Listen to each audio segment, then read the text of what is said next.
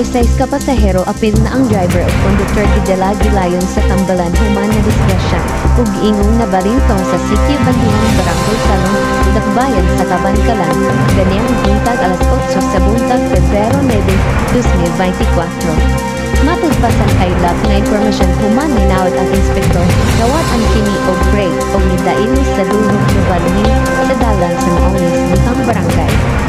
Babae naghitog gumikan sa selos, patay. Ang kaplagang wala na ikinabuhi isang tang nagbitay sa usa ka punuan sa Purok 1B Cambatong na Duan Surigao del Sur ang usa ka babae pasado alas 11 sa gabi niadtong milabay nga adlaw. Subay sa record, ilang biktima nga mao si alias Stacia. Sumala pa, unang nakakita ang kapitan sa maong babae ug sa nahimong investigasyon. Selos kono ang nahimong hinungdan.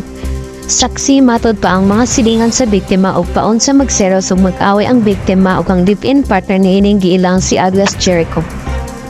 Unsay permini mo madungog sa pagsiayon? Permijud na ako madungog sa pag-awat sa Ang sayrang ikaduhang kaipon na si Alicia si alias Jericho. Apan, sa resulta sa investigasyon, walay nakitang foul play ang otoridad. Samtang subding nagpahimang na ang otoridad alang sa mga dunay pinatabon nga problema nga dunay mga maduulan sa panahon sa kasubo.